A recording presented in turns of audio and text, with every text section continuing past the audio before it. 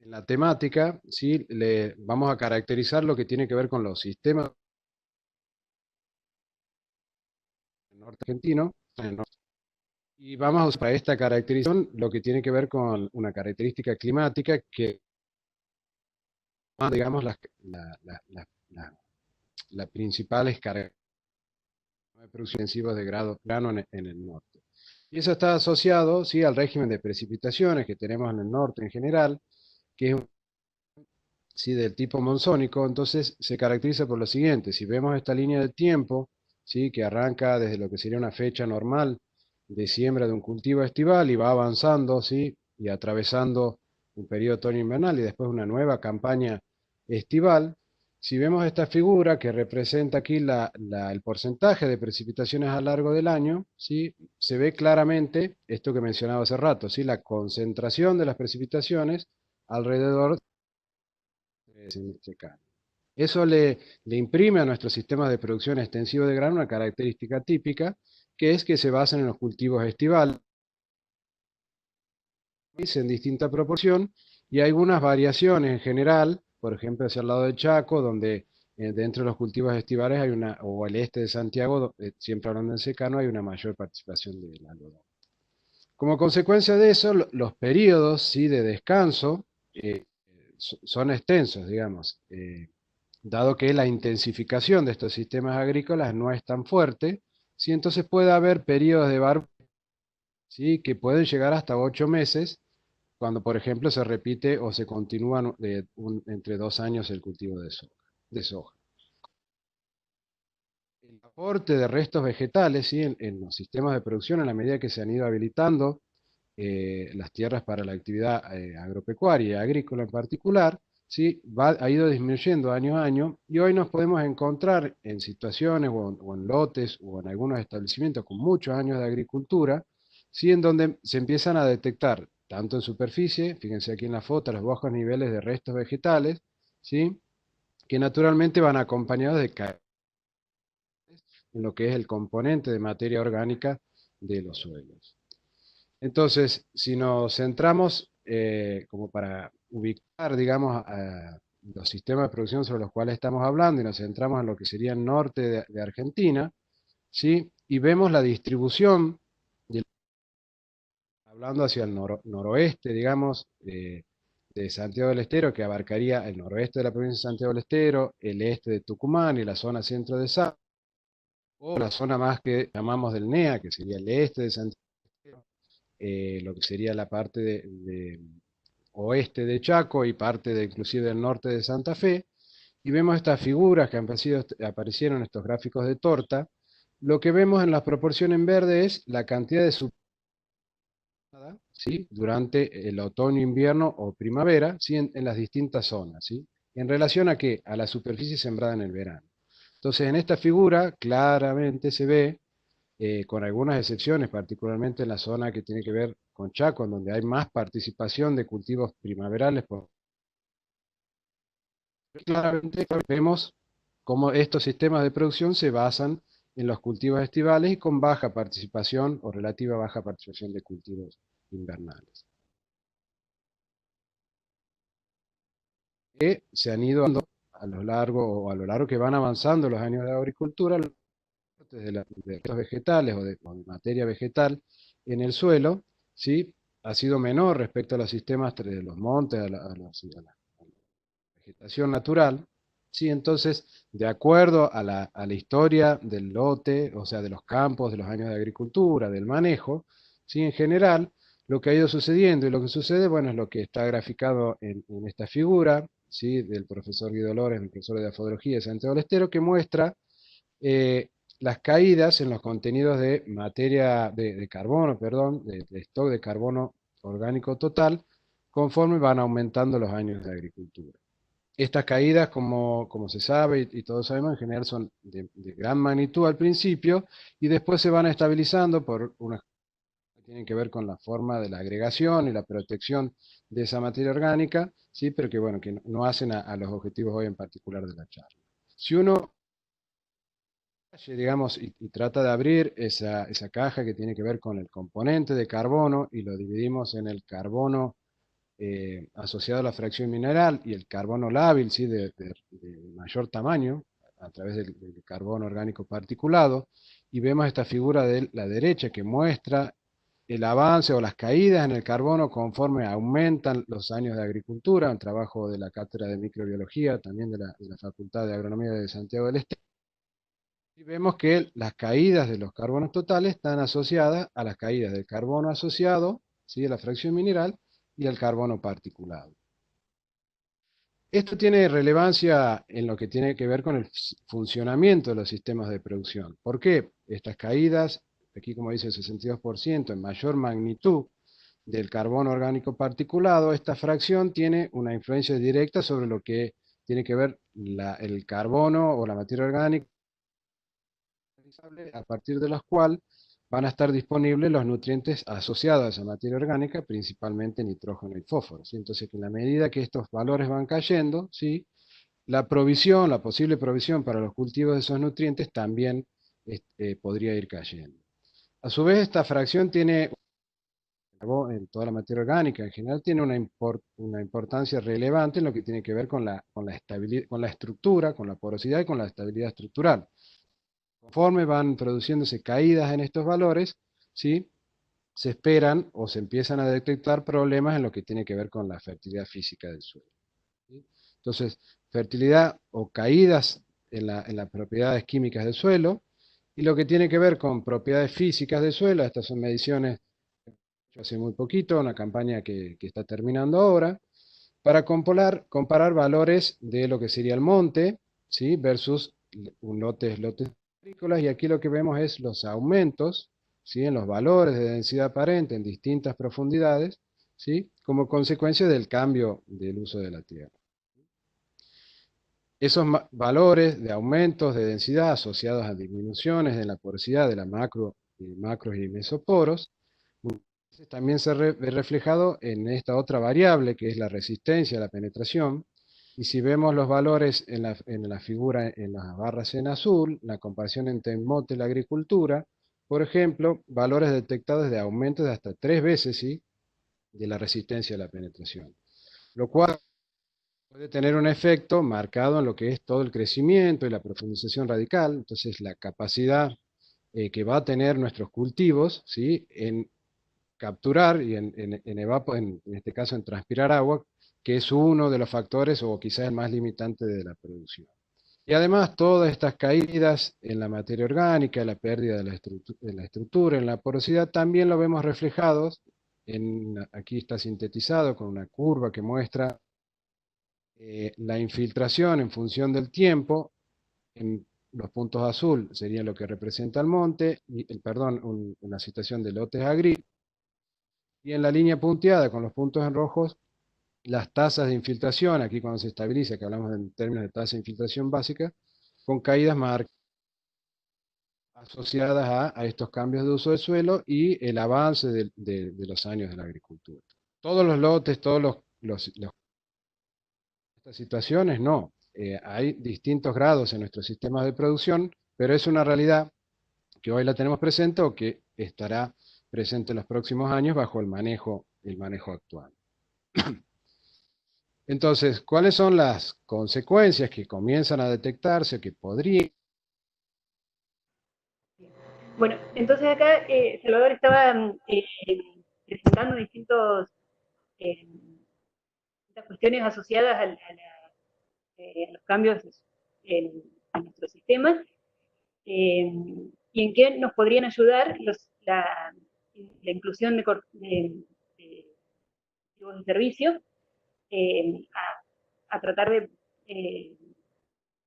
por lo menos, disminuir un poco esos procesos. Eh, Así que, más lejos. Bien, entonces, bueno, la idea era presentar algunas experiencias que se realizaron en algunos lugares de Santiago del Estero, en algunos lugares al este, cerca de la zona de Quimilí, en el campo de Javier, el punto Celeste, María Teresa, y también en otros campos, como más al norte y más al este, y también en la zona de Izcallacu, al oeste de Santiago del Estero, y también algunos datos de la Mar. Eh, y bueno, la idea era comentar primero cómo es más o menos un poco el comportamiento de los cultivos de servicio y después el impacto de los mismos en el agua, el nitrógeno y las. Así que vamos por la parte del agua y relacionada al comportamiento de los cultivos de servicio.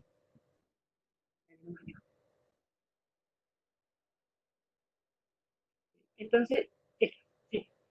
Eh, como decía Salvador antes, los cultivos de servicio en nuestros sistemas productivos están ubicados en una época en la cual la ocurrencia de precipitaciones es escasa. Entonces, la probabilidad, eh, por ejemplo, en este ejemplo que vemos en el gráfico a la derecha, para un cultivo de servicio sembrado a principios de mayo, en líneas del este del medio, que se seca a fines de septiembre, podemos esperar unos 57 milímetros acumulados en el ciclo, por lo menos en 5 de cada 10 años.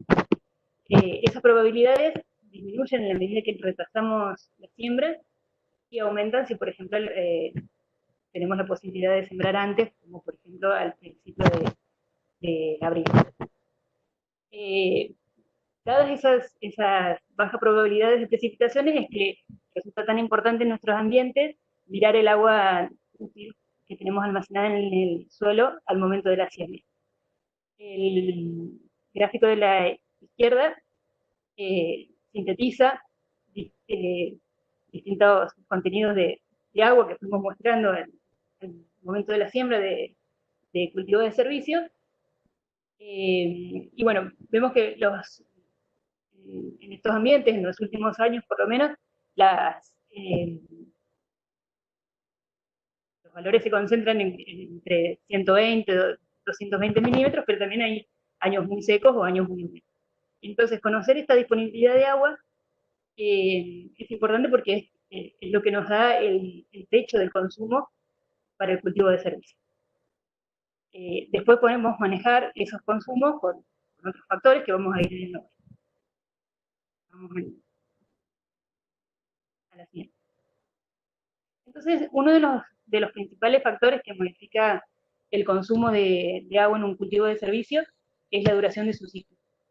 Y la duración la podemos manejar, ya sea secando en un estado fenológico más avanzado o en un estado fenológico menos avanzado, o también podemos fijarnos de antemano un estado fenológico en el cual querramos secar, por ejemplo, estilo embuchado o en cañazón, eh, y variar la longitud del ciclo usando especies o cultivares que lleguen a ese estado fenológico objetivo antes o después. Es decir, usando, por ejemplo, centenos de ciclo corto, centenos de ciclo largo o mismo para trigo.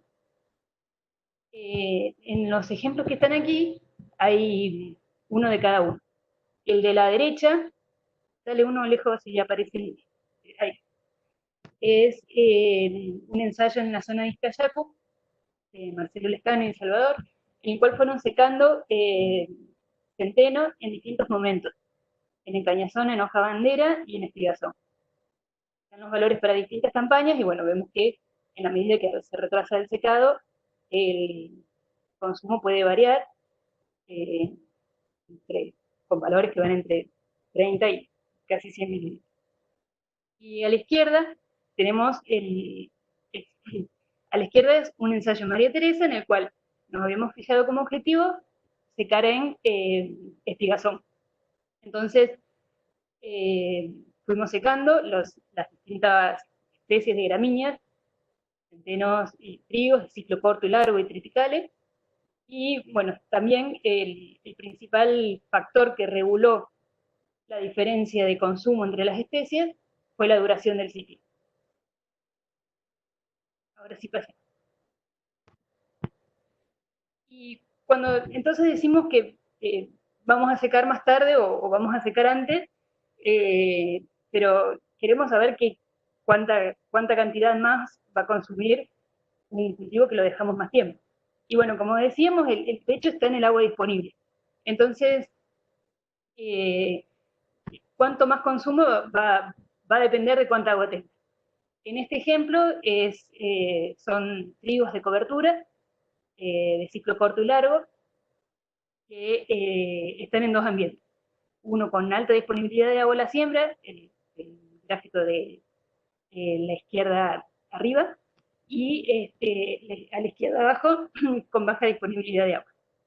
Vemos que los cultivos van, a medida que transcurre el ciclo, secando el perfil, secamos el ciclo corto, que es la línea más clarita, y vemos en el gráfico de abajo que ya no le quedaba casi agua útil.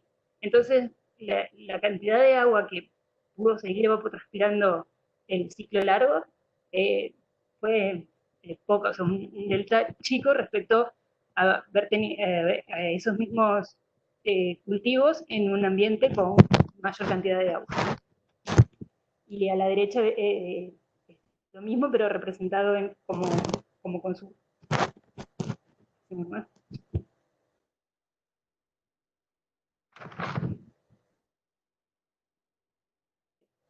Otro factor que puede modificar el consumo es eh, la especie. Sobre todo, o puntualmente, si comparamos vicia con gramíneas. En el gráfico a la derecha son los perfiles de cómo quedaron los perfiles al secado de cultivos de servicio de gramíneas y vicia. Las gramíneas son la celeste y la naranja, y vemos que vicia, la violeta, con, eh, secó el perfil más y pudo extraer agua de más profundidad. Esto se debe en parte al sistema radicular. En la foto es en una calicata en María. Eh, bueno, se ve la raíz de vicia hasta eh, explora una gran profundidad del perfil. Entonces, eso nos da diferencias en consumo que, por lo menos en los 3 últimos años, fue, fue igual para los 3 últimos años, Vice consumió más que las gramíneas secadas al mismo momento, y esa diferencia, de nuevo, está en función del agua disponible y la distribución. En algunos casos fue de 20, 30 milímetros, pero llegó a ser tan grande como unos 70 milímetros. Pasemos más. Entonces, la relación entre la biomasa generada y la evapotranspiración nos da la eficiencia del uso del agua. Este gráfico tiene puntos de distintos ensayos en donde, eh, en donde se expresa esa relación. Vemos que para un mismo consumo de agua podemos tener distintas producciones de biomasa, y esas son las distintas eficiencias de uso de agua. Los valores más altos son las eficiencias de uso, las máximas eficiencias de uso de agua. Si trazamos una línea imaginaria entre los puntos que están más arriba, podemos tener una especie de eficiencia de uso de agua máxima para estos casos analizados, que es de 29 kilos de biomasa por milímetro para estos casos de aquí. Como eficiencia promedio, para las gramíneas, tuvimos 19 aproximadamente kilos de biomasa por milímetro consumido, y para vicia, 18 aproximadamente. Dale una más, dejo. Ahí, ahí están. Para hacer una salvedad en las vicias, eh, las, siempre con consumos altos, pero las producciones de biomasa muy distintas. Uno de los años, el que está marcado arriba, es una siembra de marzo, y la que está abajo, que dio muy poca biomasa, bueno, ahora suponemos que fue por problemas de nodulación. ¿Seguimos? Y si Y en vez de hacer el cultivo de servicio, hubiéramos dejado el barbecho, eh, cuánto hubiera sido las pérdidas o qué hubiera pasado con el agua en ese momento, para ese mismo periodo. Entonces, eh, comparamos, si comparamos la evapotranspiración de los cultivos de servicio con la evaporación en los barbechos sin cultivos, esas nos da que en promedio los barbechos, las pérdidas en el barbecho son de aproximadamente 60 milímetros, un 40% de la evapotranspiración del cultivo de servicio. Y en el gráfico del centro son distintos años de ensayo en los que comparamos precisamente eso, la evapotranspiración del cultivo de servicio con la evaporación de los testigos, que son los barbechos químicos. Vemos que ambas variables están relacionadas, porque la evaporación también depende de la longitud del ciclo ese que estamos considerando, y de la cantidad de agua disponible. Entonces, como ejemplo, marcamos dos situaciones, una en la que llovieron 26 milímetros en el ciclo de los cultivos de servicio y prácticamente no detectamos evaporación, o detectamos cambios muy pequeños, y en el otro, los puntos verdes, eh, con 156 milímetros en el ciclo, a medida que transcurría el periodo de barbecho, esas evaporaciones iban siendo cada vez más grandes y llegó a valores superiores a 100 milímetros.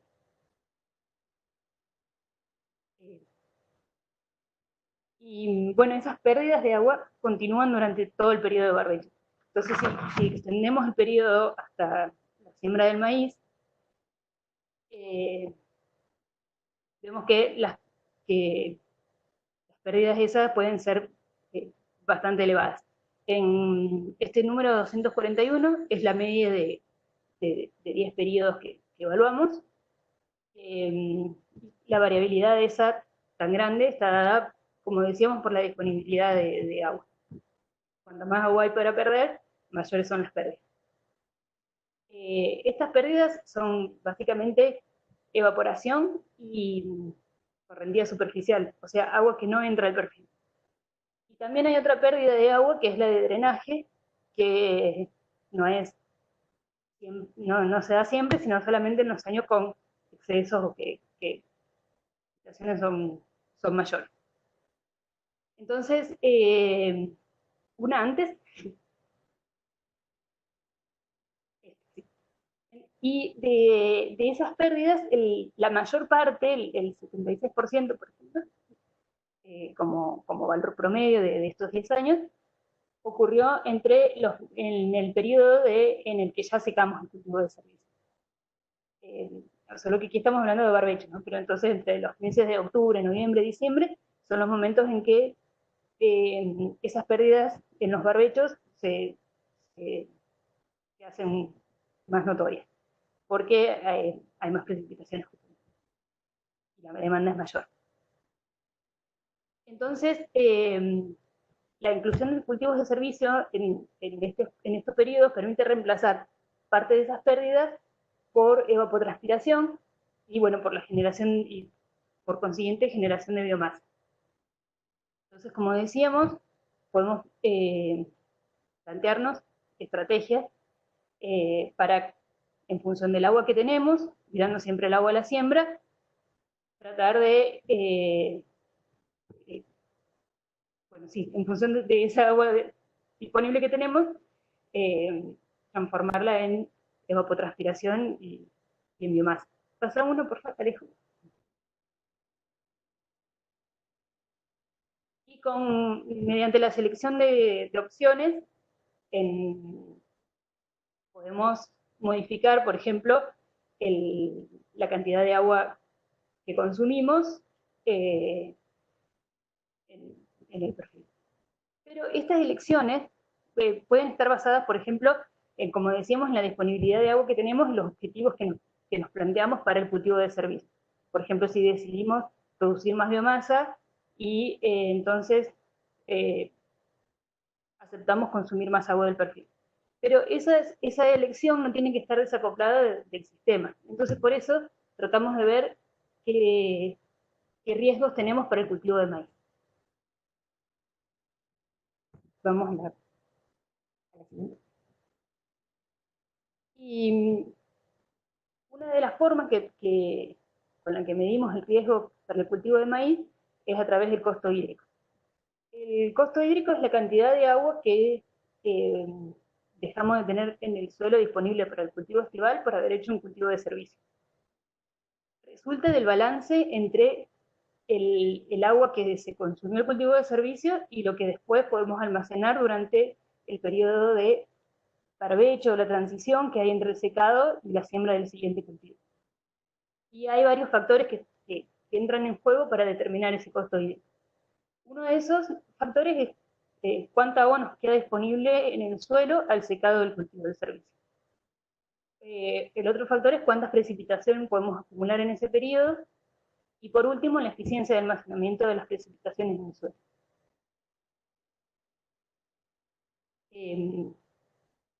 Vamos al primero de esos factores. Entonces decíamos que era la disponibilidad de agua, cuánta agua útil nos queda al secado del cultivo de servicio. Entonces volvemos a un perfil de uno de los ensayos de María Teresa, en donde volvemos a ver que Licia dejó más seco el suelo, y después que es la línea violeta, y las otras líneas son las de los cultivos de servicio de gramíneas, que las diferencias están dadas por los ciclos. Vamos a una más entonces. Entonces estas diferencias de agua en el suelo nos van a dar cuánta agua tenemos que juntar, cuánta agua más tenemos que juntar en el suelo. Por ejemplo, en el caso de Vicia, vemos acá a la derecha, con respecto a trigo corto, que fue el que menos agua consumió, tenemos que almacenar prácticamente 100 milímetros más que lo que tenemos que recargar en el trigo. Vamos a otra. El otro factor entonces es las precipitaciones acumuladas. Aquí hay un efecto bastante aleatorio que no lo manejamos, que es si viene el año más seco, más húmedo. Más allá de ver los pronósticos, en eso no podemos hacer mucho. Pero sí podemos influir en si, por ejemplo, secamos antes o secamos después.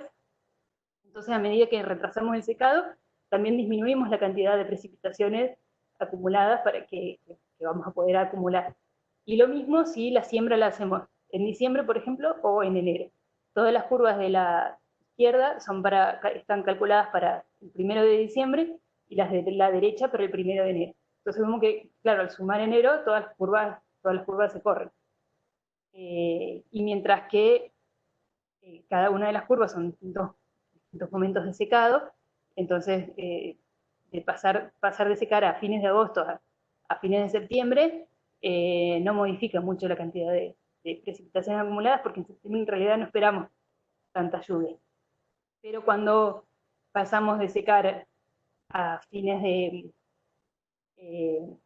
septiembre a fines de octubre, ya la disminución es importante. Y vamos a la eficiencia con la que se almacenan esas precipitaciones.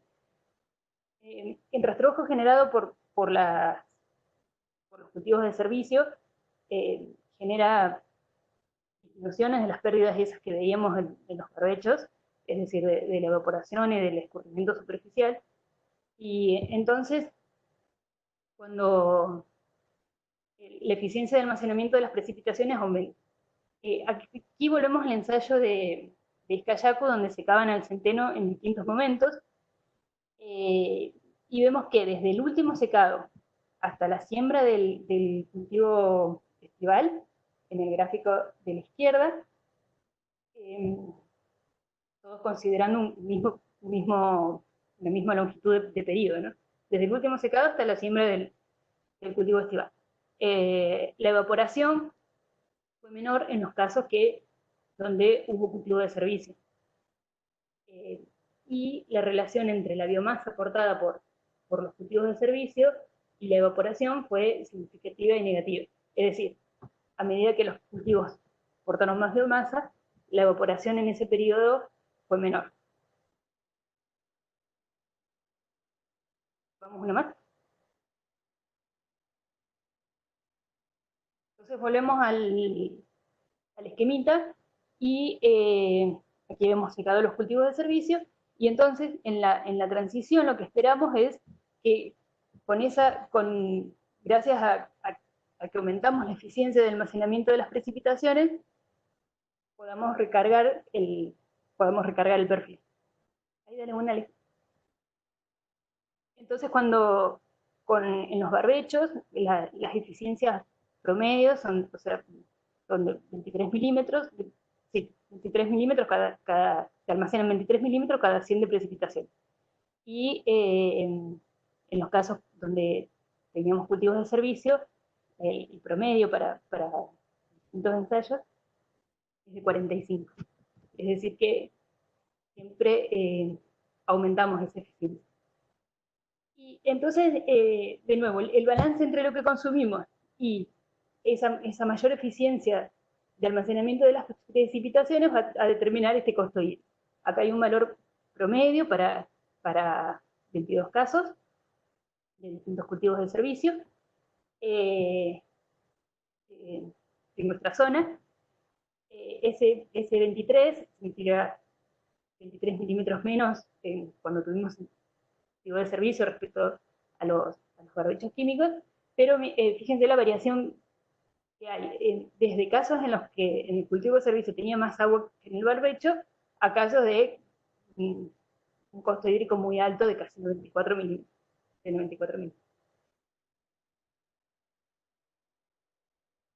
Y este costo hídrico, entonces, de nuevo, los mayores valores los encontrábamos generalmente cuando los ciclos eran más largos y cuando cuando lo medíamos en, como para una fecha de siembra de diciembre. Y los círculos que aparecieron a la derecha abajo, el círculo entero representa la cantidad de agua disponible entre los dos cultivos estivales, o sea, en el grafiquito entre la soja y la siembra del maíz. Esa cantidad de agua disponible está dada por el agua en el suelo y las precipitaciones durante ese periodo. Entonces, el primero corresponde a una situación de barbecho, en la que no hubo cultivo de servicio, y representa cómo se usó el agua. En azul es lo que tenemos almacenado en el suelo a la siembra del cultivo de maíz. Y en rojo las pérdidas, por evaporación, por escorrentía, etc. Entonces vemos que casi el 50% del agua que estaba disponible se pierde en esa situación de barbecho. Al hacer un cultivo de servicio, el gráfico que le sigue, el del medio, usamos parte de esa agua que se perdía para evapotranspiración y por lo tanto para generar biomasa. Pero tenemos que tener cuidado, como decíamos, de que en la medida que usamos más agua para evapotranspiración, reducimos más las pérdidas, pero podemos ir afectando el agua disponible. En el gráfico, en el último, en el tercero, es un ciclo más largo y que ya tiene un poquito menos de agua almacenada en el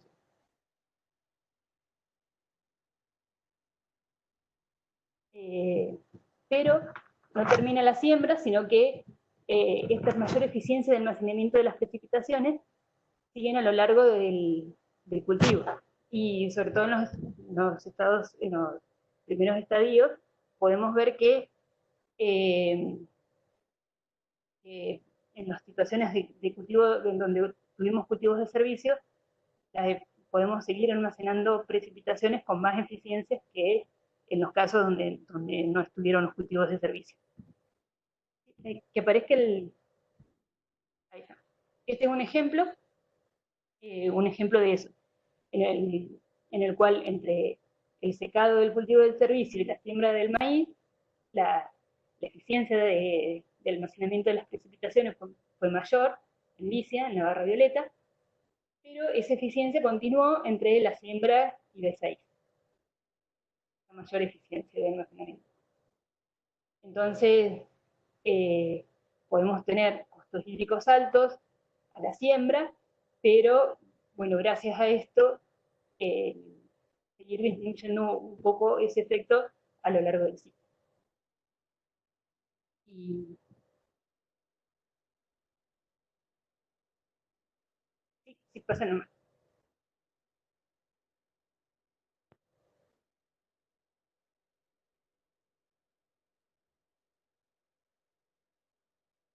Bien. Bueno, y aquí es el rendimiento relativo del maíz sobre cultivos de servicio, relativo al maíz sobre barbecho. Entonces, hay puntos de distintos ensayos en donde queríamos ver si había alguna relación o cómo afectaba el costo hídrico ese rendimiento relativo.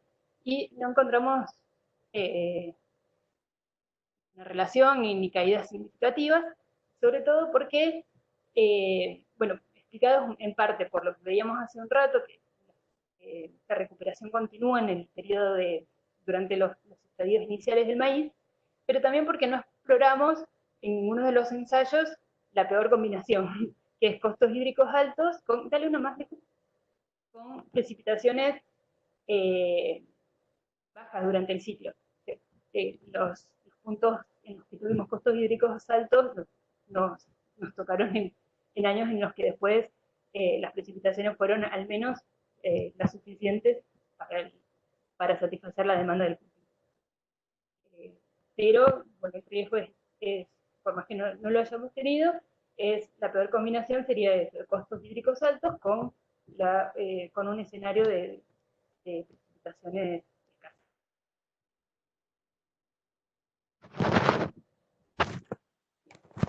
Ahora, Ahora continuaría Salvador.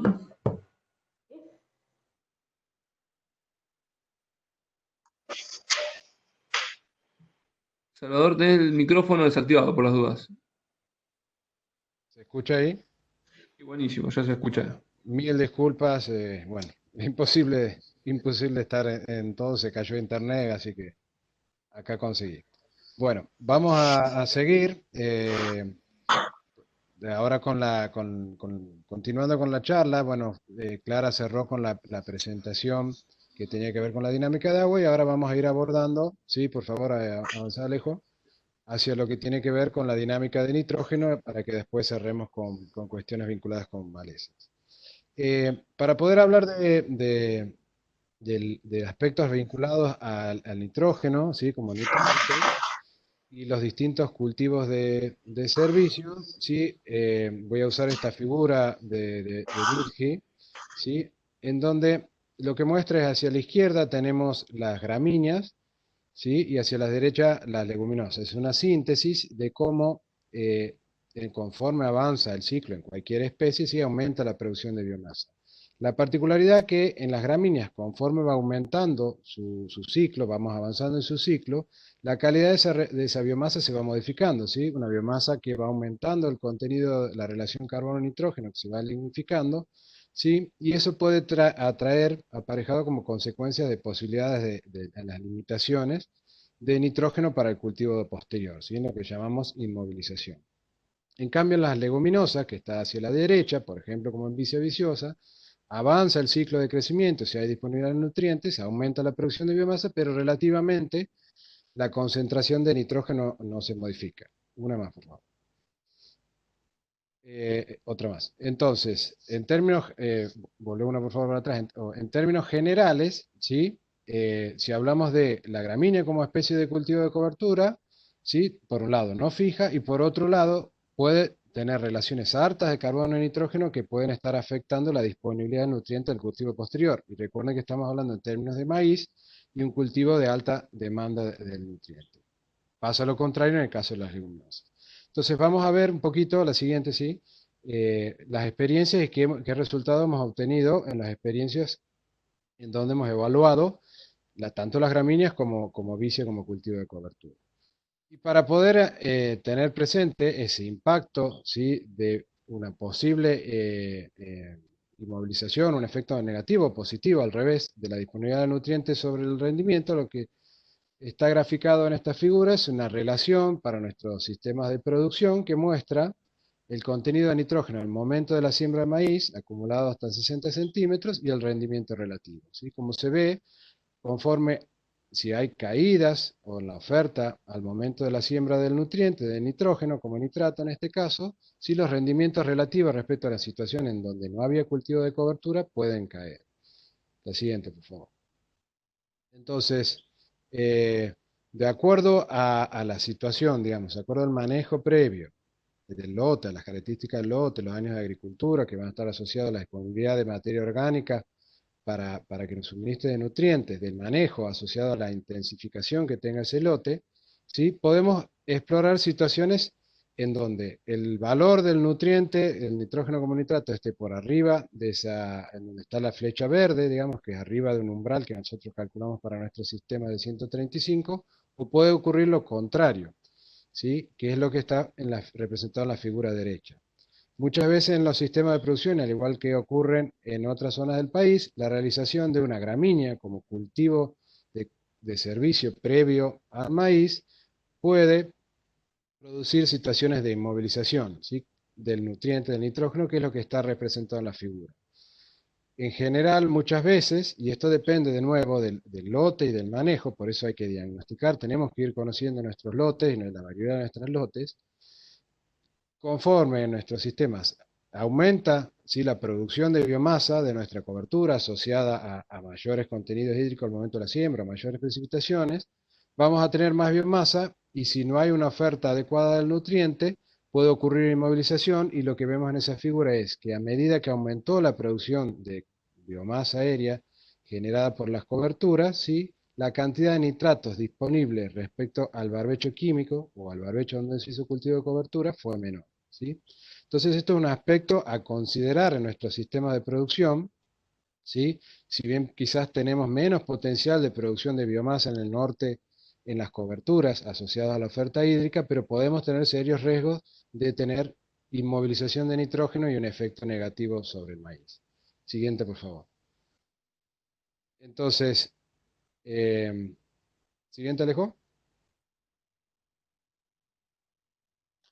Bien, me asusto cuando hay silencio. Entonces, por ejemplo, la relación que les mostraba Clara, en donde no había caídas relativas, aquí expresadas con aumentó el costo hídrico a la siembra del maíz, cuando hay situaciones, siguiente por favor, dos más, cuando hay situaciones que por manejo del lote o por los niveles de rinde o la demanda del nutriente, tenemos una baja, siguiente por favor.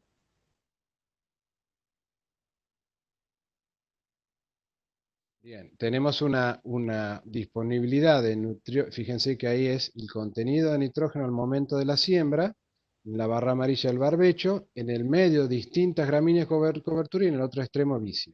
Todas las gramíneas en ese escenario en particular, es un ensoye, pero a nivel del lote ocurre lo mismo, teníamos menor oferta de nitrógeno, entonces conforme fue avanzando el ciclo, siguiente por favor, empezaron a aparecer síntomas visuales de deficiencia de nitrógeno, ahí tienen tres situaciones, barbecho, gramínea como cobertura y abajo vicia, que en definitiva en ese ensayo y en lo que pueda pasar en los lotes producen caídas en el rendimiento. Siguiente, por favor. ¿Qué es lo que está representado en ese gráfico? Entonces, si la decisión es realizar una gramínea como cultivo de servicio previo a maíz, tenemos que tener esta precaución, ¿sí? Conforme nosotros avancemos en el ciclo con más producción de biomasa, es posible que los riesgos o las posibilidades de tener limitantes de nitrógeno, si vamos a hacer un maíz posterior, existan en nuestros sistemas de producción del norte. Siguiente, por favor. Entonces, como contraparte de esto, tenemos la oferta y la posibilidad de hacer leguminosas, ¿sí? Particularmente nosotros hemos trabajado con vicia villosa, Y en este gráfico, siguiente por favor, lo que se muestra es una síntesis de los valores promedios de la concentración de nitrógeno en la biomasa aérea de Vicia, de valores de 3,4%, son valores que similares a otras zonas del país, a otros lugares del mundo, ¿sí? Y que en términos de las producciones biomasa que hemos obtenido en los ensayos, hablamos de aportes promedio de 177 kilos de nitrógeno en la biomasa aérea. Pero es importante hacer una salvedad, que es lo que está puesto ahí con la flechita y los valores, ¿sí?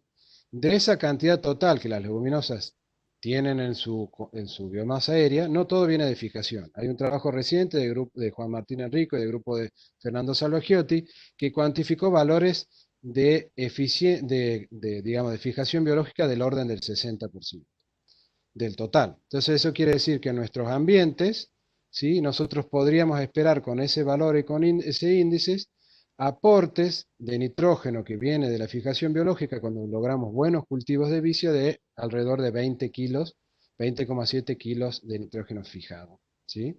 Entonces, aquí tenemos la situación completamente opuesta a la de las gramíneas. Siguiente, por favor. Aquí otra más también. Esta es una pequeña síntesis de la importancia de la inoculación. Muchos de nuestros lotes donde se están haciendo vicia, el cultivo no estuvo previamente, por lo tanto, indudablemente la respuesta a la inoculación, y una buena inoculación es grande. Si ustedes ven la foto, hacia la izquierda tiene una vicia inoculada y hacia la derecha no inoculada. Y aquí en esta figura que acaban de aparecer, los valores de biomasa en un ensayo, ¿sí? En donde es bien marcado las caídas, fíjense que hasta valores de biomasa generadas del orden de la mitad, ¿sí? Por no inocular, ¿sí? Por una técnica tan sencilla como lo que tiene que ver con la inoculación. Y fíjense en el gráfico a la derecha las caídas de podemos redondear de la mitad, también de la eficiencia de uso de agua. Clara les mostraba entre comillas, la oferta hídrica, digamos, la probabilidad de lluvia en el ciclo de cultivo de cobertura es bajo. Entonces, nosotros debemos, con nuestras prácticas, por poder alcanzar las máximas eficiencias de uso de agua. Y aquí con estos valores no hace falta más explicaciones de la importancia de inocular la vicia. Siguiente, por favor. ¿Por qué? Porque no solo que tenemos menos biomasa, sino que tenemos menos concentración que en la figura a la derecha. Entonces tenemos un menor contenido y menor oferta de nitrógeno para el cultivo posterior. Siguiente, por favor. Y entonces, estos son resultados, son un ensayo de maíz que acabamos de cosechar. Siguiente, por favor. En donde todas digamos, los bajos valores de biomasa generada, las bajas concentraciones, ya lo empezamos a detectar durante el ciclo del cultivo de maíz, ¿sí? Y lo podemos ver, ¿sí? Siguiente. Lo veíamos ya, digamos, esa es una foto, arriba la vicia inoculada y abajo la vicia no inoculada, que eso se tradujo, digamos, hoy en rendimientos, todavía no están las estimaciones de toda la superficie, pero caídas en el rendimiento, lógicamente, del maíz. Siguiente, por favor. Entonces, el manejo es importante, dale nomás Alejo. Y es importante también lo que quiero mostrar con esta figura y siempre en el marco conceptual de la respuesta en el rendimiento de maíz a la disponibilidad de nitrógeno a la siembra, ir conociendo nuestros lotes para ir ubicando las vicias, ¿sí? O los cultivos de vicio, las leguminosas que nos van a aportar nitrógeno en aquellos lugares en donde es posible también la respuesta o el incremento en el rendimiento en forma inmediata. ¿Y por qué les digo esto? En esta figura de barras que aparecen ahí, son dos ensayos, en uno en donde se habían producido 7.000 kilos, más de 7.000 kilos de biomasa de vicia y en otro de 4.000, muy buenos cultivos, en donde con esos índices de 20 kilos fijados por tonelada, hagan el cálculo ustedes, son valores casi arriba en un ensayo por arriba de 100 y en otro cerca de 100, pero no obtuvimos incrementos significativos en el rendimiento del maíz, que son lo que están representados en cada par de barras. Y eso estuvo asociado a qué? A que, por un lado, puede estar afectado por la oferta hídrica, las precipitaciones, o sea que el nitrógeno que estaba disponible era suficiente para la oferta hídrica, pero también puede estar asociado a cuestiones que tenemos que ir ajustando del manejo en el cultivo de maíz, ¿sí? Si estamos generando un ambiente desde el nitrógeno mejor, también por ahí tenemos que hacer cambios en buscar híbridos prolíferos, en reajustar densidades de siembra para poder capitalizar en el corto plazo la oferta de nitrógeno.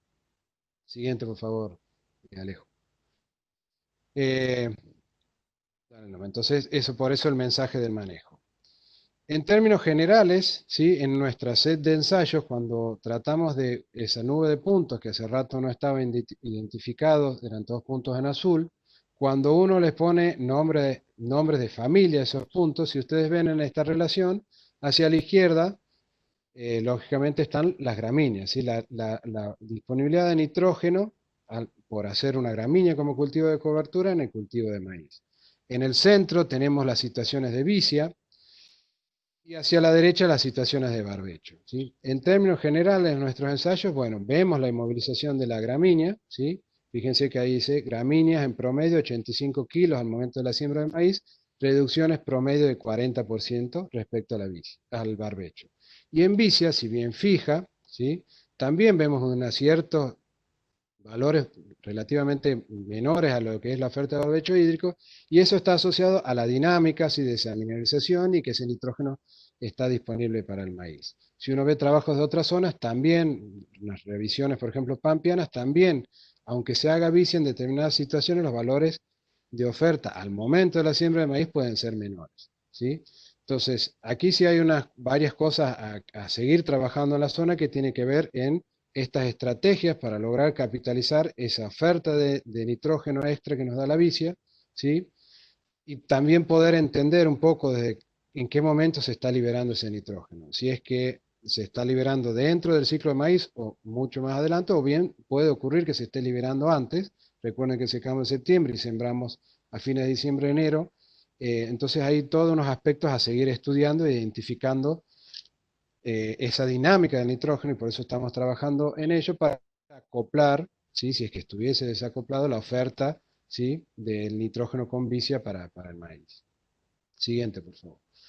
Y una de las estrategias, ¿sí? Además de seguir indagando sobre las gramíneas, fertilización de las gramíneas, la vicia, esa es la estrategia de explorar las mezclas, ¿sí? Entonces el desafío hoy es explorar mezclas entre la gramínea y la leguminosa, poner la participación en la gramínea, poner la leguminosa para que no tener esos valores de inmovilización y ayudar, si fuese necesario, digamos, a la vicia solo con un porcentaje de una gramínea para lograr incrementos en las biomasas producidas y un efecto positivo en el maíz. Siguiente, por favor. Entonces, sobre eso estamos trabajando y esto es un avance de resultados. Si nos concentramos, arriba tienen las producciones de biomasa, ¿sí? De una mezcla de tratamientos, donde va desde la izquierda al centeno, incluido también hay un centeno fertilizado.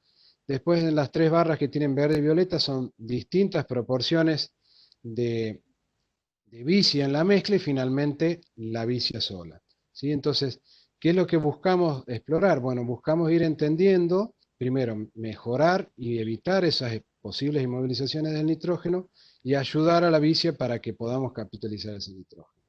En este ensayo, ¿sí? Adelante, por favor, Alejo. Sin entrar en el detalle por cuestiones de tiempo, fíjense lo que hemos obtenido en el ensayo recientemente cosechado, ¿sí? Justamente estábamos tratando, si vamos al primer par de barros, aquí estamos viendo rendimiento.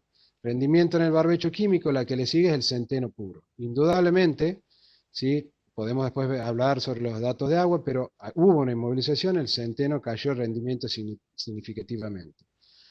Al fertilizar, logramos que esa caída respecto al barbecho sea un poco menor, pero seguimos teniendo inmovilización, y después viene la escalerita que va subiendo de vicia, en donde fuimos aumentando la proporción de vicia, ¿sí?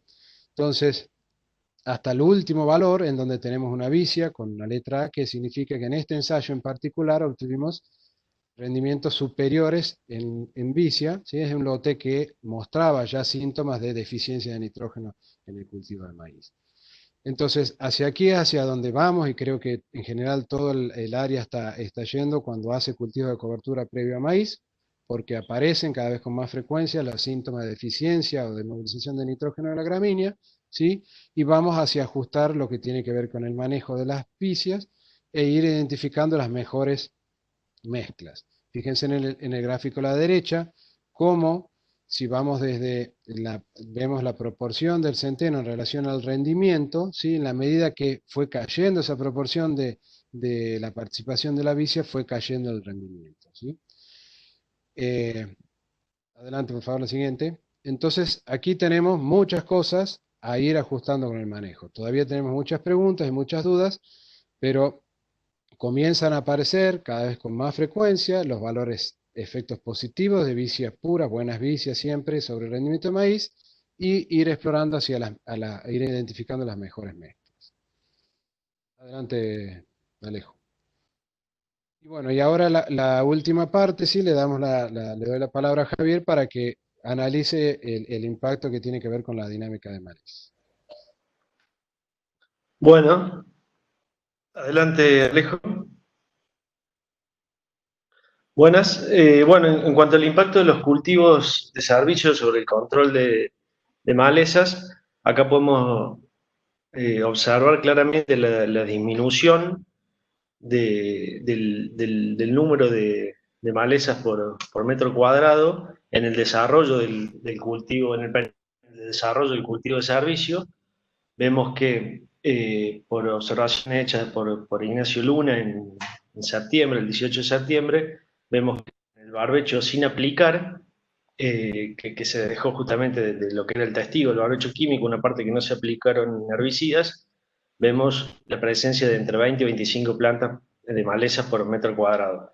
Y en cualquiera de las dos estrategias de cultivo de servicio, vemos una reducción importante en el orden de 3 a 4 plantas de maleza por metro cuadrado, y obviamente estas parcelas tampoco, las de cultivo de servicio, no fueron aplicadas ni en pre-emergencia ni post-emergencia del cultivo de servicio.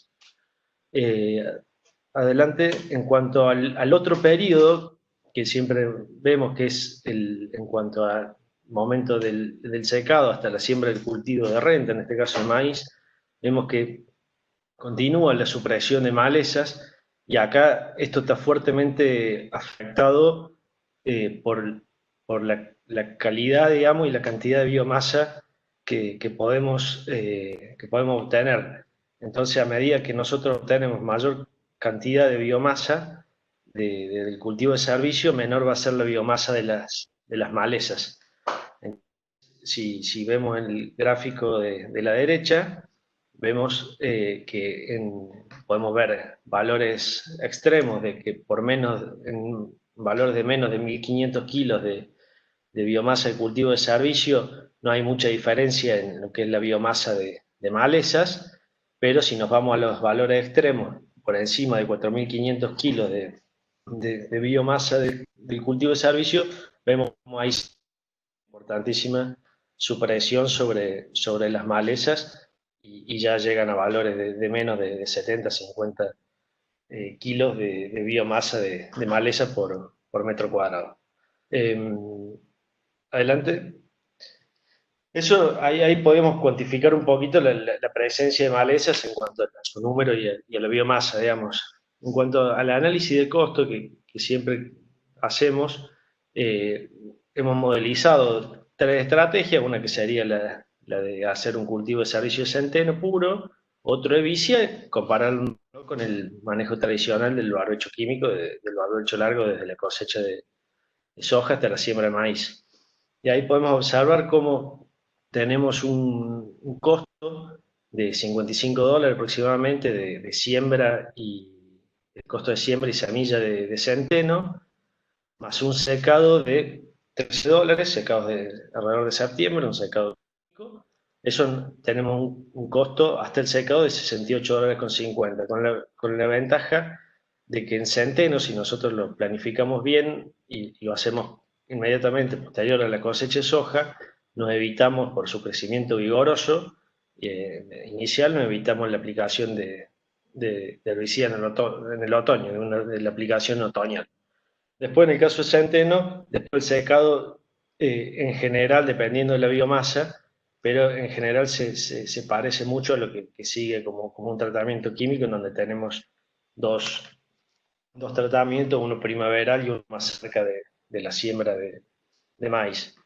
En el caso de siembra, del costo de vicia, tenemos lo que es siembra, semilla más inoculante, alrededor de $63, más el secado, que es un secado un poquito más importante de costo, porque es más difícil de controlar, requiere mayores dosis y requiere también la incorporación por ahí de herbicidas hormonales.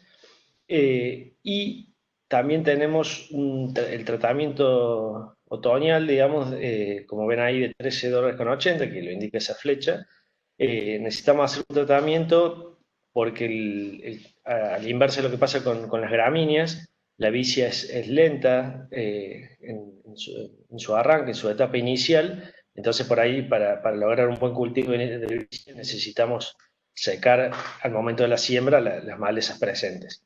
Después, una vez que secamos, la gran ventaja de la vicia es que justamente por la biomasa que genera y por cómo la genera, que es una alfombra que genera el 100% de cobertura y una gran intercepción, vemos que no tenemos tratamiento, y de hecho no lo hemos tenido en los lotes comerciales tampoco, hasta lo que es la siembra del maíz. Entonces totalizamos $97 cuando en el centeno $109, contra un barbecho químico de 90.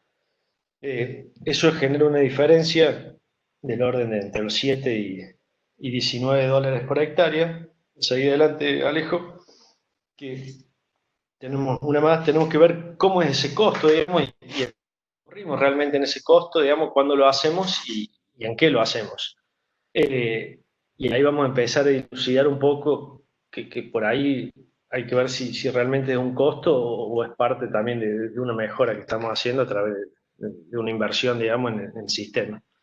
Si vemos el barbecho químico en cuanto al gráfico que vemos a la izquierda, son los momentos. Bueno, en el barbecho químico tenemos $49 entre la siembra y el secado del cultivo de servicio y 41 después. En el caso del centeno, por la siembra y el secado, tenemos $68 entre la siembra y el secado, y $41 después del secado hasta la siembra de maíz, porque como dije antes, los tratamientos son iguales que en un barbecho químico, los de primavera y verano. Y en el caso de la vicia, acá vemos de vuelta que los $97, el 100% del costo, está entre la siembra y el cultivo de servicio, lo que sembra la vicia, y después de eso no tendríamos costos, ya que no tenemos aplicaciones, hasta la siembra del cultivo de renta, de maíz en este caso. Eso en cuanto a los tiempos en que incurrimos en los costos. Si analizamos un poco cómo es, en dónde, en qué gastamos, digamos, cuando incurrimos en este costo, vamos a ver que en el barbecho químico el 80% del costo es herbicida, cuando es solo un 20% las labores que son las de aplicación de estos herbicidas. En el caso del centeno tenemos un 35% de herbicidas, esos $40, y vemos que el 65% de los costos es labores y semillas. Y en el caso de la vicia, solo el 25% representa el costo en herbicidas, cuando el 75% es labores y semillas. Acá vemos claramente que hay una sustitución en donde pasamos de gastar más en herbicida a más en labores y semillas. Obviamente las labores pueden ser propias o no, pero existe esa posibilidad. La semilla también podría ser propia.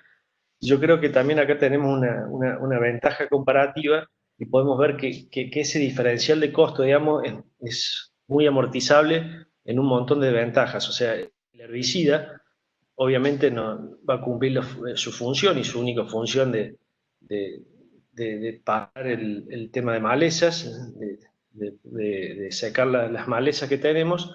En cambio, todo esto hay aportes extra al sistema, entonces vemos que ese diferencial de costo, mientras no tengamos diferencia de costo-rendimiento, ese diferencial de costo genera otros muchos beneficios. Adelante, por favor.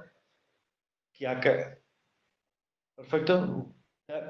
Dale también. Ahí vemos cómo la biomasa, digamos, a ver, ¿qué hacemos cuando nosotros sustituimos herbicidas por labores y semillas? En realidad lo que hacemos es generar biomasa. Esa biomasa, a través que generamos a través del proceso de fotosíntesis, lo que genera es carbono, digamos, y en función de la biomasa, más o menos vamos a generar carbono que va a ir al sistema de la biomasa aérea y también de la biomasa radical. Obviamente la biomasa radical tiene más importancia en lo que son después los procesos de humificación, pero acá empezamos a ver los otros factores en donde ese costo lo podemos ver como una inversión en el sistema, ya que aportamos carbono adelante, no solo aportamos carbono, sino que mejoramos, perdón, volví un poquito, no solo aportamos, perdón, ¿podés volver? No solo aportamos carbono, sino que mejoramos las propiedades físicas del suelo, entonces pasamos a tener mejores estructuras, con mejores estructuras radicales, verticales, como vemos en todo el medio, que es lo que decíamos, frente a las estructuras de raíces horizontales por suelos con estructura laminar. Mejoramos la infiltración, mejoramos la biodiversidad, mejoramos los valores biológicos, el carbono y todo lo que trae aparejado, digamos, el carbono y todos los nichos ecológicos y justamente los servicios ecosistémicos que nos aportan este cultivo. Y otra cosa importante que hacemos al sustituir los costos de herbicida es, ahora sí avanzar, es disminuir el impacto ambiental.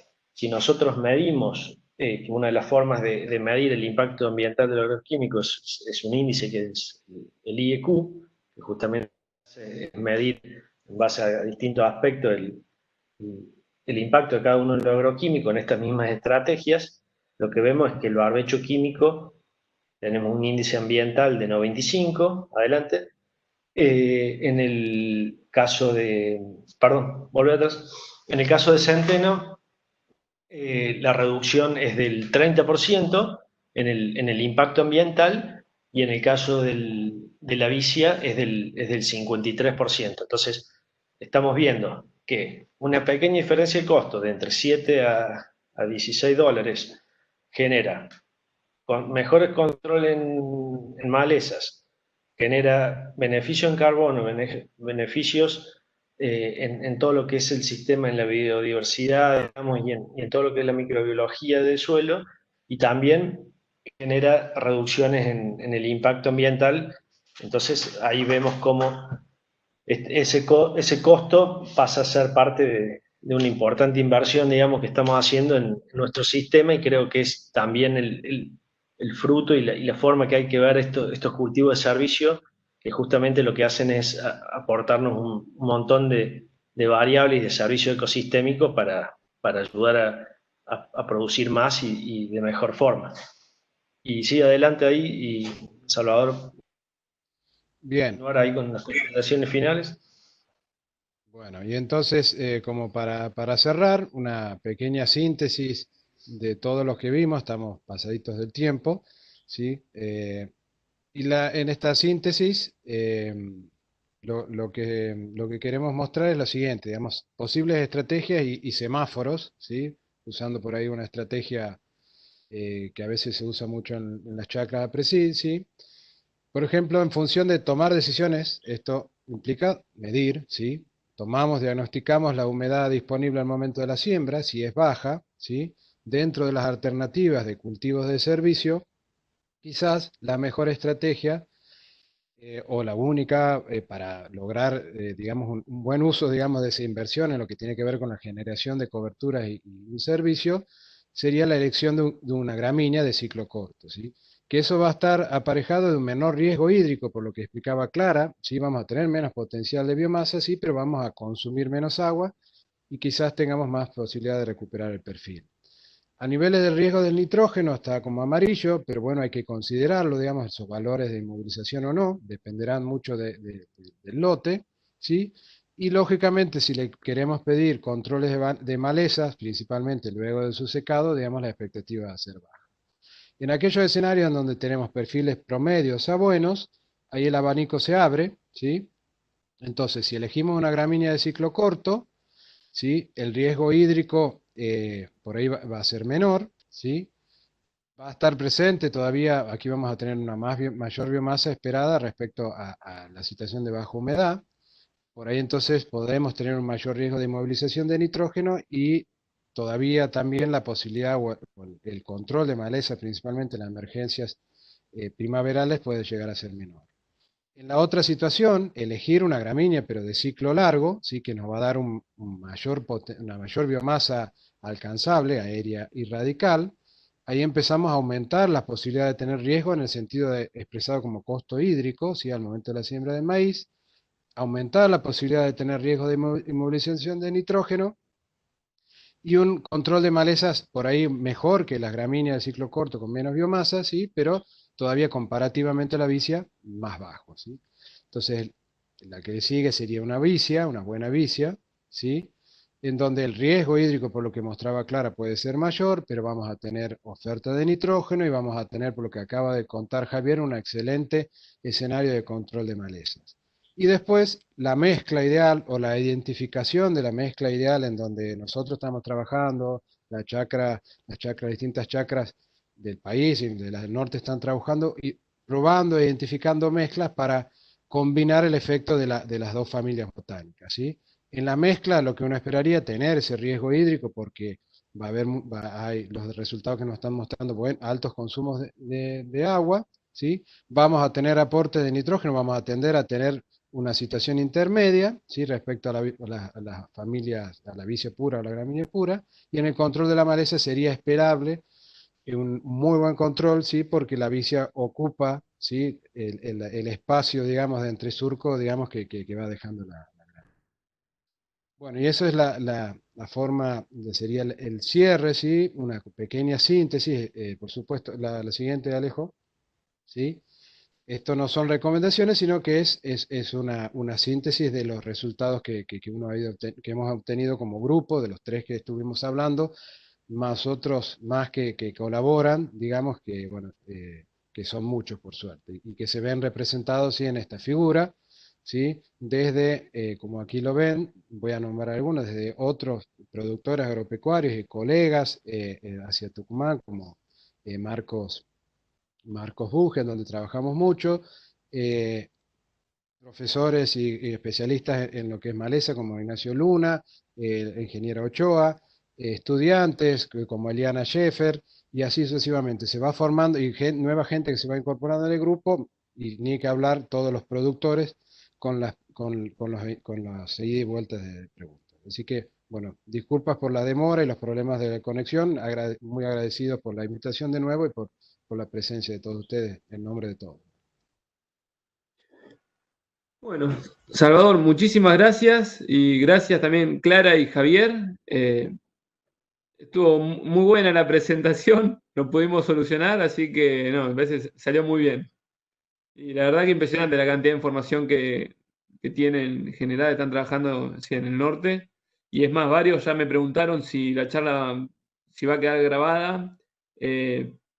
Sí, las charlas estas quedan grabadas y seguramente en un par de días va a estar disponible en el canal de YouTube de Apresid. Así que ahí también pueden, sí, si tienen, ahí están cargadas de más charlas sobre este ciclo de charlas de Apresid en casa, lo mismo como talleres del Congreso.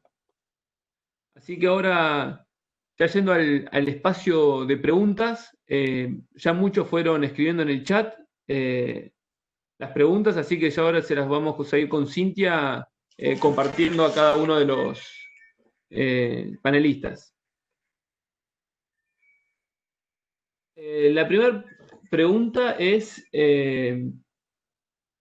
para Clara, ¿cuál sería la diferencia de costo hídrico en milímetros entre un cultivo de servicio de trigo o un cultivo de cosecha de trigo? O sea, ¿qué diferencia ven en promedio?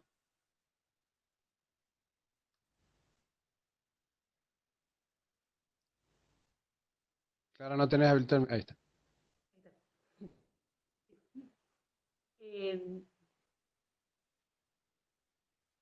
Entre un cultivo de servicio y un cultivo de trigo. Un trigo como cultivo de servicio y un trigo como cosecha. Bueno, el valor promedio, yo lo teníamos calculado por ahí, no me lo acuerdo en este momento, pero sí, en trigo cosecha los costos hídricos en promedio son mayores, pasaban en enero, por ejemplo, tenemos 30 milímetros con un cultivo de cobertura y al pasar a grano esa diferencia se incrementaba. No tengo el valor promedio. Una aproximación de un costo Sí, hídrico sí, para cosecha, sí. ahí se aumenta, digamos, se duplica, se triplica y hay inclusive, ahí claro que no se acuerda el valor, es alrededor de promedios de entre 80 y 100 milímetros de diferencia. Y bueno, y aplica todo lo que bien explicó Clara respecto a eso, así como cuando hay humedad, ¿sí? Las diferencias que había entre el secado de un corto y un largo con trigo de cobertura versus grano, pasa lo mismo, se maximizan las diferencias cuando hay una buena oferta hídrica. Buenísimo, gracias. Y un poco siguiendo la misma línea, Salvador, nos preguntan, o sea, ¿cuánto tarda en mineralizar un trigo si lo secamos a principio de noviembre y sembramos el maíz a principio de enero? Bien. Bueno, no lo sabemos, digamos. Justamente es lo que estamos tratando de cuantificar, digamos. Nuestras experiencias muestran la verdad que nosotros nos imaginábamos 4 o 5 años atrás, cuando empezamos a trabajar con esto, que con secados de septiembre y siembras de principios de enero, ¿sí? Más de 100 días en donde en octubre empieza a haber precipitación y nos imaginábamos una actividad biológica que iba a ir descomponiendo y dejando ese nitrógeno disponible, bueno, nos encontramos con esta sorpresa que mostrábamos hace rato, digamos, valores de inmovilización. Así que esto va a depender del contenido de materia orgánica del lote y de todos los factores que un poco mencionamos, pero eh, la verdad que uno en base a estos resultados, uno esperaría con secados de noviembre y siembra 60 días después, valores de movilización de nitrógeno, ¿sí? O sea, menor disponibilidad respecto a un barbecho, ¿sí? Y, o sea, y la pregunta iba si se llegaría a recuperar o no, y la verdad que no, o sea, en general no, es difícil que se recupere, por más que tenga un Exacto. buen contenido de materia orgánica. Sí, y por eso es lo que poníamos ahí permanentemente. Tenemos que ir conociendo nuestros lotes y diagnosticando y cuantificando, ¿sí? Entonces la herramienta es ayudarnos a estos modelos de respuesta al nitrógeno y medir y cuantificar la disponibilidad del nutriente a la siembra, unos días antes de la siembra, para que la logística, que todo esto se está desarrollando, la logística de la fertilización del cultivo de maíz en el norte, digamos, para que uno pueda tomar decisiones y resolver ese problema si hay movilización. Buenísimo, gracias. Y para Javier, en un barbecho químico típico, ¿cuántas aplicaciones son necesarias? Y a la vez también nos preguntan, o sea, si no han encontrado debajo de las alfombras de vicia las cortes de malezas, eh, o sea, que estén esperando ahí abajo. Bueno, en general, digamos, cuando esto lo que nosotros mostramos en cuanto a los modelos son 4 tratamientos químicos previo a la siembra de maíz y después de la siembra hasta el tratamiento de preemergencia, ¿no? Pero hasta para llegar a la siembra son 4 tratamientos y en vicia tenemos uno al inicio, en el otoño, el del secado y llegamos a la siembra con esos dos, digamos. Y en el caso del centeno no tenemos el de otoño, tenemos el del secado y después tenemos dos más hasta la siembra, digamos. O sea que básicamente son 4, 3 y 2, digamos. Y sí, se observan cortes de malezas, digamos. En general lo que explicaba antes depende bueno, de la limpieza del lote, digamos, de cómo viene el lote manejado, pero en general debemos acompañar a la siembra de vicia con una aplicación de herbicidas para poder controlar todo lo que hay en ese momento.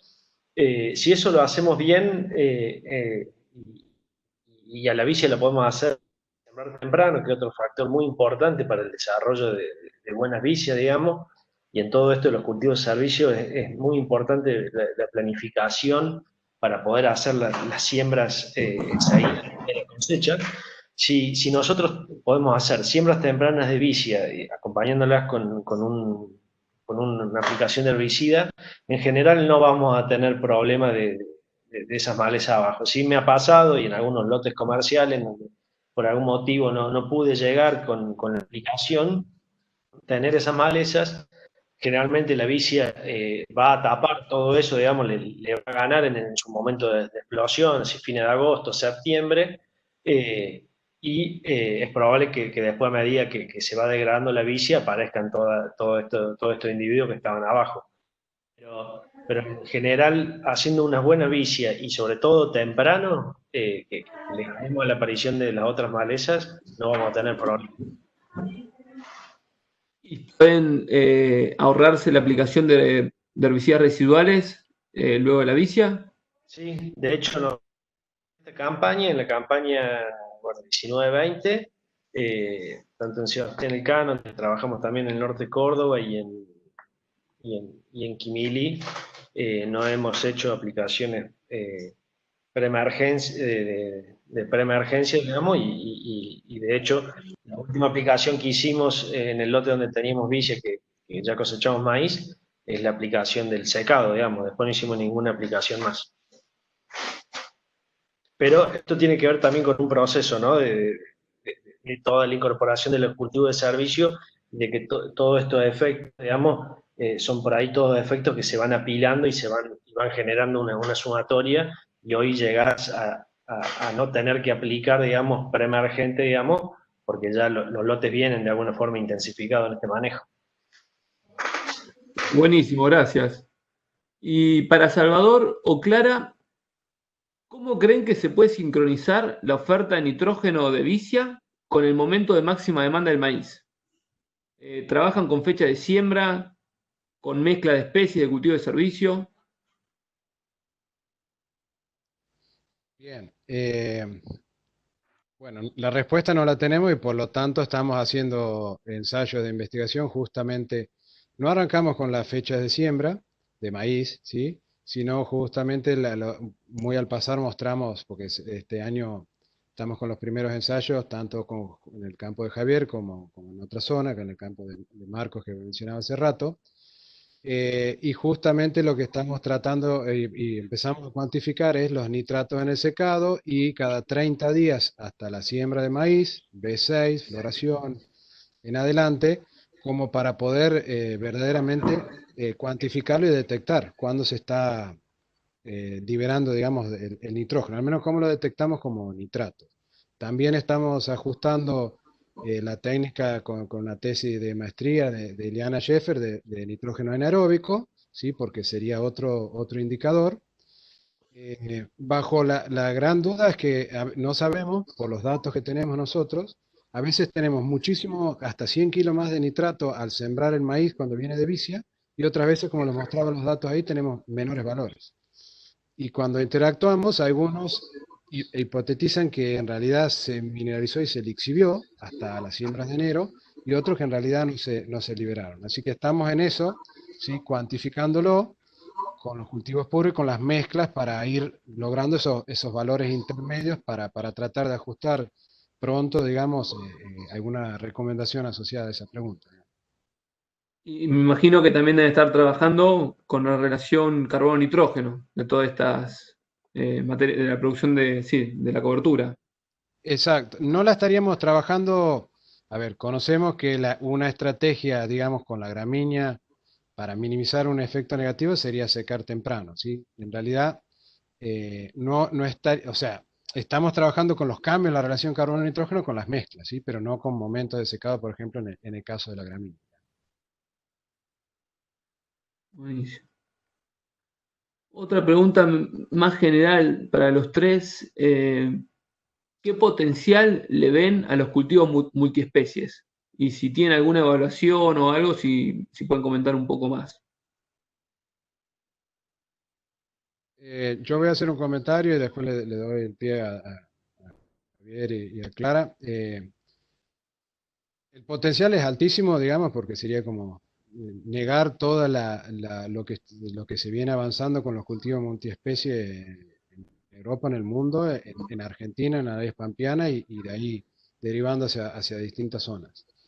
Eh, y es indiscutible, digamos, por todo lo que hemos charlado hace rato, nosotros trabajando hoy con dos especies de familia, ¿sí? Javier empezando a trabajar con Brassicacia, con crucífera, así que el potencial es altísimo.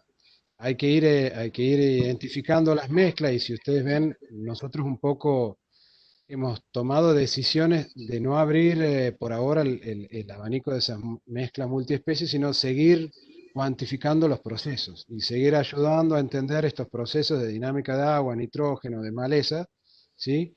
Para terminar de entender bien cómo funciona el sistema, para ir identificando y diagnosticando los limitantes, para ayudarnos después a ir a armar esas mezclas multiespecies para cada lugar en particular. Le doy la palabra a Clara y Javier para que también hagan su comentario. Bueno, no, yo para comentar coincido del potencial y creo que también es importante, como alguna vez también nos indicaron Beto, Beto Quiroga y Cristian Álvarez, es importante determinar bien cuáles son los objetivos que uno busca en el objetivo de servicio, porque justamente las mezclas, el potencial que tienen es cada una aportar distintas cosas, distintos servicios ecosistémicos, digamos. Hay algunas que pueden aportar nitrógeno, hay otras que son mejor para el control de maleza, otras mejor para la erosión, o en el caso de las crucíferas, para por ahí mejorar cuestiones que tengan que ver con infiltración o con el aporte de biomasa radicular. Entonces, en función de que uno también pueda hacer un buen diagnóstico de qué necesita o qué pretende los cultivos de servicio, va a poder también hilar más fino en cuáles son las mezclas de especies que le va a dar mejor aporte.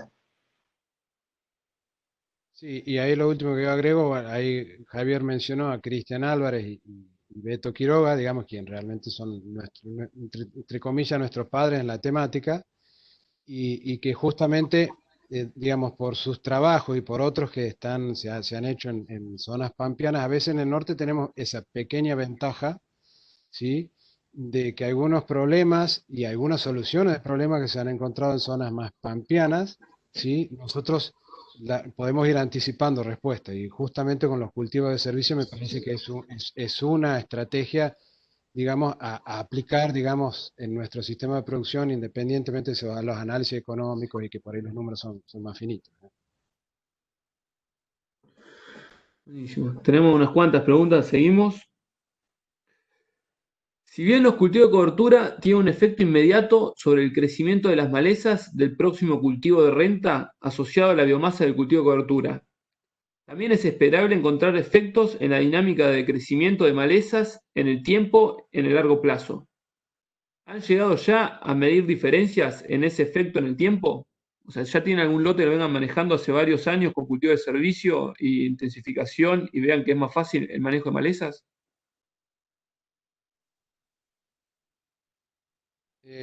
No sé, Javi, si Bueno, quieres contar la experiencia, porque me parece que la experiencia de Javier, de su síntesis a nivel de la evolución que él ha ido logrando en sus lotes es clave. Lo único que voy a aportar antes de darle es el tema de tal cual se está trabajando y justamente va viendo un efecto acumulado sobre lo que es las emergencias, los cambios en los bancos de semilla y por ende, sin duda digamos, se van a ir acumulando efectos. sí, sin duda que y creo que, bueno, lo que traté de explicar antes, se van acumulando los efectos sobre las malezas de uno de los cuales se acumula. Lo primero que se ve y lo primero que veíamos con Clara y Salvador, que era muy notable, el primer efecto es el efecto de cómo sale el lote de maíz a cosecha en cuanto a su animalizamiento, digamos. Que quizás no llega a generar un ahorro en que uno no tenga que hacer su barbecho en julio y agosto, pero ya uno ya ahí nota que el cultivo de maíz ya se entrega más limpio. Y ese es el puntapié, digamos, que da inicio, digamos, a toda la sumatoria después. Entonces uno ya entra mejor, hace esa aplicación que para nosotros es difícil, con malísimas condiciones, ya la hacemos mejor, por ende, bueno, y es justamente todo ese círculo virtuoso en donde uno quiere entrar, digamos, en donde, bueno, justamente ahí ya se entregó mejor el cultivo, ya hice mejor la aplicación posterior. Después, como tengo buen rastrojo, digamos, la maleza y el banco de semillas no está tan activado y demás, entonces la sucesión va haciendo que los efectos sean acumulativos, digamos, y, y bueno, y eso es lo que vamos logrando con el tema de las malezas, digamos. Es como con este círculo virtuoso, sí, año a año cada vez se simplifica más el manejo. Sí, y se ven. Desde el lado químico, digamos, sí. Nosotros, ahí yo uso el ejemplo de este año, si bien un ejemplo, después hay que ver si se repite, y obviamente uno cree que sí, porque uno ve que estas cosas pasan cada vez más seguido, digamos. Nosotros el cultivo de vicia lo secamos en septiembre, en fines de septiembre, y desde ese momento no hemos aplicado herbicida, un poquito también atendiendo una pregunta ahí, hemos ya volado ese lote con centeno cuando el maíz estaba en pie, para también aprovechar y seguir con los cultivos de cobertura y dar cobertura temprano y aprovechar algo de nitrógeno residual que pueda quedar. Y bueno, y seguramente ya me vaya a hacer la aplicación a fines de agosto para secar el centeno y las malezas que tenga, y voy a tener casi un año sin haber aplicado herbicida en ese lote, con todas sus ventajas en los costos, en el impacto ambiental y en todo lo que explicaba antes. Sí, buenísimo.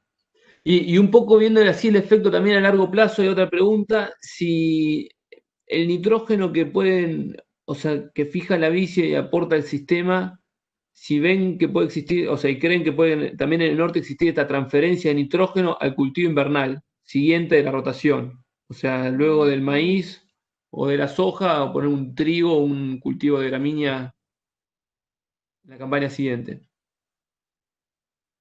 Bueno, ahí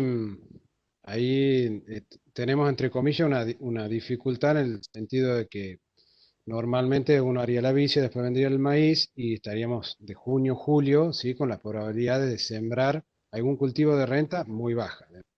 Entonces, una forma y una estrategia que ya se está haciendo, digamos, Javier la acaba de mencionar, sería tratar de hacer siembras a poleo, digamos, con vuelos o con foliadoras, digamos, con gramíneas, ¿sí? Posterior al maíz. Esa sería una estrategia. Nosotros, comparativamente como en otra zona, por ejemplo, en el trabajo de Salvagiotti, muestran siembras de maíz, de trigo, perdón, después del maíz, inclusive en fecha de junio, que bueno, en nuestro sistema eso ya no sería factible. Lo que sí se puede mencionar, hay una experiencia que nos han comentado, por ejemplo, Ricardo Mercado, que es de la chacra de Bandera, en donde sí se ha capitalizado ese nitrógeno extra con las siembras en la zona que yo mostraba de Chaco, donde hay presencias de siembra de girasol, ¿sí? Con el cultivo de girasol en septiembre, ¿sí? Entonces ahí hay toda una otra cuestión más, digamos, para ir capitalizando y aprovechando ese nitrógeno de remanente, que también lo hemos cuantificado en algunos ensayos, de mucho nitrógeno después de la madurez del maíz cuando viene de vicia. Sí, para agregar nomás una cosita chiquita, no sé, claro, si querés decir algo, pero creo que en realidad el objetivo pasa por ahora tratar de ver si en el manejo del maíz podemos captar todo ese nitrógeno, digamos, que por ahí no estamos pudiendo capturar, y lo que mostraba Salvador, es que por ahí en los ensayos pasados, por ahí no teníamos diferencia, digamos, en rendimiento, sí ya en estos últimos, justamente por ahí la intensificación un poquito del manejo. Entonces pasa primero por tratar de capturar ese nitrógeno ahí, en el cultivo de renta inmediato, y sí, después obviamente si llegáramos a no poder capturarlo, bueno, ver qué estrategia es la mejor para poder aprovechar ese nitrógeno. Sí, termina siendo este círculo virtuoso, similar con las malezas. Exactamente. Otra pregunta más relacionada también, o sea, con la dinámica del nitrógeno, si no consideraron o no evaluaron utilizar isótopos estables de nitrógeno, el N15, para contestar estas preguntas del ciclo del nitrógeno en maíz, con los cultivos de servicio. Sí, pensamos muchas cosas, muchísimas, digamos, tal cual lo acabas de mencionar, el trabajo que yo mencionaba de Juan Martín Enrico, Salva Giotti, han usado esa técnica, si no recuerdo mal, para estimar los valores de fijación. Sería fantástico porque justamente cuando Clara mostraba en esa nube de puntos de consumo de agua y biomasa que había vicias, esos extremos de vicia, es, no sé con qué frecuencia, pero muchas veces llegan consultas, fotos, nos cuentan experiencias de fracasos en lo que tiene que ver con vicia y nuestra hipótesis que muchas veces va asociada a problemas de la nivelación. Entonces, identificar esas cosas y poder cuantificarlas en nuestros ambientes y saber si ese 60% que yo nombré promedio del trabajo de Juan Martín Enrico es lo que nosotros tenemos en nuestra zona, bueno, sería lo ideal, digamos. Por ahora vamos avanzando con los balances clásicos de nitrógenos en suelo, nitrógenos en biomasa y estimaciones de mineralización para hacer balance, ¿sí? Pero bueno, tendríamos que escribir financiación para usar esa técnica. No es simple. Para siembras de maíz en la primera quincena de febrero, teniendo como en cuenta en la zona de Tartagal, ¿creen que se pierde mucho nitrógeno que puede haber llevado a fijar la vicia para una siembra de maíz en febrero en Tartagal? Eh, a ver, de nuevo, estamos como cuantificándolo.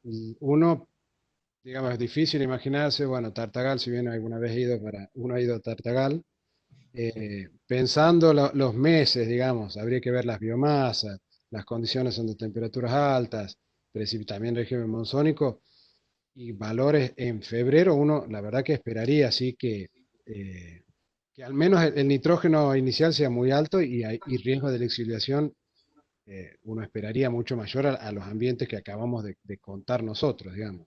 Eh, en donde nosotros, hablando en mismo fecha de secado y siembra un mes antes, hasta 40 días antes, ¿sí? Todavía no detectamos, cuando hacemos perfiles, por ejemplo, de nitratos hasta 2 metros, valores de la exhibición. Pero bueno, me parece que el riesgo en ese escenario es mucho mayor, digamos, ¿sí?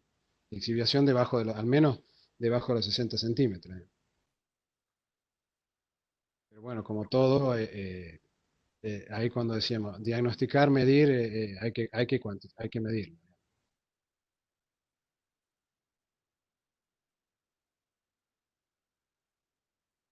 Y ni que hablar, perdón, con todo lo que ahí mencioné al pasar, las técnicas las propuestas de Reus y Calvo y su grupo, y mucha gente está trabajando en tema del nitrógeno que se va a mineralizar, potencialmente mineralizable, y la cuantificación y ambientar nuestros valores del NAN, digamos, bueno, es otros aspectos que hay que explorarlos, digamos, para ir ajustando este manejo del nitrógeno en el maíz, digamos. Sí. Y además va a depender de sí, la producción de materia seca de la vicia, si tuvo un poco de centeno para sí, subirle la relación carbono-nitrógeno. Dinámica compleja, pero es cuanto más pasa el tiempo, más está expuesto el nitrógeno, puede estar expuesto y perderse. Exacto. Una pregunta relacionada también al tema de malezas es si vieron algún efecto residual con cultivo de servicio de gramíneas respecto al control de malezas, o sea, teniendo en cuenta el exudado de las raíces. Ocurre más que va enfocada en la parte de alelopatía, sí.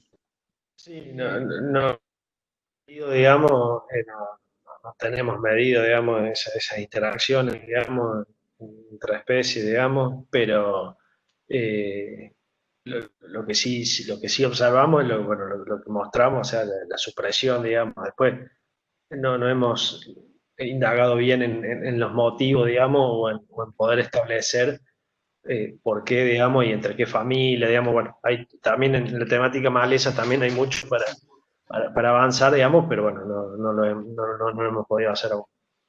Yo para ver, entre centeno y trigo, ¿no ven? O sea, asimilar producción de materia seca o es un mejor control de maleza con centeno que con trigo. No, Sí, nosotros en general no hemos visto a buenos valores, digamos, cuando los valores son buenos de biomasa, en general lo que hemos visto tiene que ver con la diferencia entre familias y quizás sí por el surco, digamos, y la posibilidad de que en las gramíneas pase algo más de luz que no pasa en las vicias, digamos, en el vicio en este caso. Ahí sí, digamos, por ahí sí esas observaciones las hemos tenido en cuenta, digamos, pero no observaciones más finas entre centenos y trigo, digamos, eh, como varias veces. sí, y en los últimos años se ha sumado, digamos, al equipo de trabajo que mencionaba el ingeniero Ochoa, digamos, justamente con la idea de ir cuantificando y midiendo, ¿sí? Que no queden con nuestras observaciones, digamos, e inferencias visuales, sino empezar a cuantificar todas estas cuestiones de dinámica, digamos, ¿sí? Y lo que mencionaba muy al pasar, el tema que tiene que ver del banco de semillas bueno, y lo que acababa de decir Javier, que también eso es importante, nuestro sistema de producción, inclusive a 26 centímetros de la gramínea, no logramos llegar a intercepciones máximas, digamos, ¿sí? Eh, respecto o sea, no se logra el 95% de intercepción o un 100% de cobertura en general, así que hay mucho, digamos, para indagar, digamos, en cuanto a la competencia, ahora hablando en términos de luz, digamos, para el efecto de las emergencias de maleza. Bueno, me parece que ya vamos a cerrar. Con Cintia les agradecemos sí, a todos los asistentes, les agradecemos Salvador, Clara y Javier.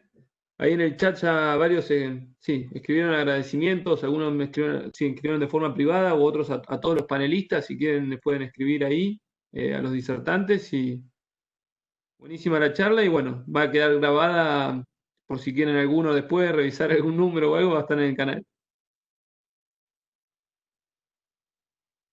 Tenemos gente de Perú, mirá. De nuevo, muchas gracias realmente por la oportunidad, ¿sí? Para nosotros está bueno poder contar y sociabilizar todo el esfuerzo de estos años, digamos, para tratar de generar datos, todavía capaz que lejos de las recomendaciones, pero por lo menos a brindar información para ayudar a la toma de decisiones en nuestro sistema de producción del norte, digamos.